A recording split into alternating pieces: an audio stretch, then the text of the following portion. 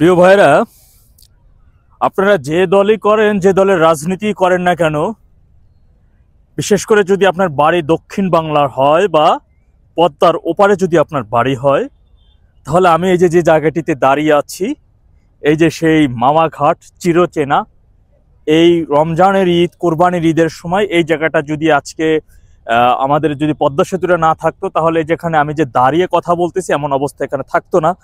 তা আপনারা জানেন বা আমরা জানি, এই আমাদের এই প্রজন্ম জানে, আমাদের ছোট ভাইরা জানে যে এই জায়গাটার পরিস্থিতিটা কি বা কেমন ছিল তখন। তো এখন আফসোস হচ্ছে যে আমাদের যারা প্রজন্ম হবে, যারা বাচ্চা কাচ্চা হবে, ওরা এই এই জায়গাটা সম্পর্কে ওরা অবগত হবে না, ওরা জানবেও না। তা আপনাদের কাছে অনুরোধ যে আপনি যে দলই হন না কেন, তখন আপনি একটু আপনাদের ওই প্রজন্মকে এই গল্পটা শোনাবেন যে এই পদ্মা সেতু যখন ছিল না, তখন আমরা যারা দক্ষিণ বাংলার মানুষ ছিলাম, তারা আমাদের মা বোনরা যদি ডেলিভারি হতো, বাচ্চা প্রসবের জন্য কান্নাকাটি করতো, প্রসবের জন্য যদি উন্নত চিকিৎসার জন্য তাকে ঢাকা নেওয়ার প্রয়োজন হতো, কিংবা কোনো মুমূর্ষ রোগী যদি মৃত্যু সজ্জায় পতিত হতো, তাকে যদি ঢাকা মেডিকেল কিংবা বারডেম কিংবা ওই যে বঙ্গবন্ধু শেখ মুজিব মেডিকেল বিশ্ববিদ্যালয় কিংবা পঙ্গু হাসপাতাল বা ঢাকায় উন্নত চিকিৎসার জন্য যদি তাকে নেওয়া হতো, তাহলে আমরা আমাদের বরিশাল, খুলনা, গোপালগঞ্জ, ফরিদপুর থেকে এই পদ্মার পারে আসতে যদি আমাদের 1.5 ঘন্টা লাগতো, এই জায়গাটু এই নদীটা পার হতে আমাদের 6 থেকে 7 ঘন্টা, 8 ঘন্টা, কখনো কখনো রাত পার হয়ে যেত ফেরির জন্য, অপেক্ষার জন্য। কখনো কখনো সেই আমাদের গর্ভবতী বোন সেই অ্যাম্বুলেন্সের মধ্যেই বাচ্চা প্রসব হয়ে যেত ফেরির জন্য অপেক্ষা করতে করতে। কখনো সেই অ্যাম্বুলেন্সে থাকা মুমূর্ষ রোগীর মৃত্যু হয়ে যেত হাসপাতালে যাওয়ার আগেই।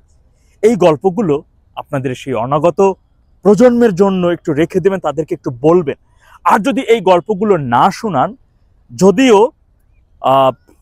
মানে আমি এটা বলতে কষ্ট হয়, যদি এই গল্পগুলো আপনি না শোনান, এই পদ্মা সেতুর আমাদের প্রয়োজনীয়তা সম্পর্কে যদি না শোনান, এই পদ্মা সেতু কার আমলে নির্মাণ করা হয়েছিল, কখন বিশ্ব ব্যাংক আমার অর্থ বন্ধ করে দিলে, কোন নেতা কোন নেতৃত্বে তিনি তার সাহস করে সৎ সাহসিকতার সাথে নিজস্ব অর্থায়নের সাহস দেখিয়েছে পদ্মা সেতু নির্মাণ করেছিল দক্ষিণ বাংলার মানুষের জন্য।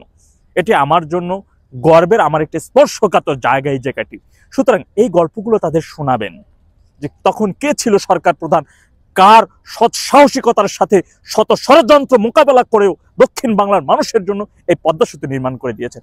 আর যদি আপনি আপনার প্রজন্মকে এই গল্প না শোনান, আপনি যে দলই করেন না কেন, যদি আপনি আপনার প্রজন্মকে এই গল্প না শোনান, এই কথাগুলো যদি আপনি না বলেন, এই ঘটনা বহুল যদি যাদেরকে কাছে আপনি তুলে না ধরেন, তাহলে আপনি মুনাফেক, আপনি মুনাফেকের একজন সর্বোচ্চ রকমের পৌঁছে যাবেন বলে আমি মনে করি। যদিও বর্তমান সময়ে কিছু কিছু বললে ভুল হবে, সংখ্যাটা বেশ এখন দেখা যাচ্ছে ভালোই। 24 সালে যাদের পিতা 4 পূর্বপুরুষ 71-এর মহান মুক্তিযুদ্ধের সময় অসংখ্য নারীকে ধর্ষণ করেছে, অসংখ্য মা বোনকে বিভৎস করে রেপ করেছে জনসম্মুখে, যার পূর্বপুরুষ সেই মহান মুক্তিযুদ্ধের সময় কার ঘরে নারী আছে, কার ঘরে মা বোন আছে, যুবতী মেয়ে আছে, সেই পাক হানাদার বাহিনীকে ডেকে এনে দেখিয়ে দিতেন আর বলতেন ওকে রেপ করো, ওকে ধর্ষণ করো।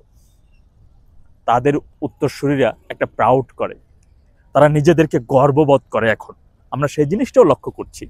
কত বড় ঘৃণিত, জঘন্য, আমার সেই ভাষা নেই। তাদের সাথে আমি মানে কোন পশুর সাথে তাদের তুলনা করলে সেই পশু আমাকে গালি দেবে যে আমি পশুটা। তোদেরকে যদি আমি কুকুর বলি, কুকুর এসে বকা দেবে যে আমি যদি অন্যের হাড্ডি খাই সেই মালিকের জন্য, আমি আমার জীবন দিয়ে হলে সেই মালিকের সম্পদ আমি রক্ষা করি, তাহলে ওই মতো একটা নিকৃষ্ট পশুর সাথে তুমি আমার নামটা কেন নিলা, আমাকে কেন তুলনা করলা? সুতরাং আপনাদের কাছে আমার বিনতির সাথে অনুরোধ থাকবে যে এই যে আমি এখন যে মাঠে দাঁড়িয়ে আছি, সত্যি একটা সময় এখানে আমার আসতে, আমি যখন লঞ্চ কিংবা ফেরিতে পার হয়ে এখানে আসতাম, আমি এই জায়গাটি দেখতাম কতটা ব্যস্ততম ছিল, কি পরিমাণ পরিবহন ছিল, এবং এই জায়গাটাতে মানুষকে কত কষ্ট করে এই জায়গাটুকু শুধু এই নদী পারটা এখন হতে হতো। আর এখন আমরা যে 3 ঘন্টা 4 ঘন্টায় আমরা আমাদের দক্ষিণ বাংলা থেকে ঢাকায় প্রবেশ করি। সুতরাং এই সেতুটার উপরেও কিন্তু একটা হামলা হয়েছিল, ন্যাক্কারজনক হামলা হয়েছিল, তার তীব্র নিন্দা এবং প্রতিবাদ জানাই। সকলের সুস্বাস্থ্য এবং দীর্ঘায়ু কামনা করছি। আল্লাহ সবাইকে সঠিক বুঝ দান করুন, আমিন। আসসালামু আলাইকুম।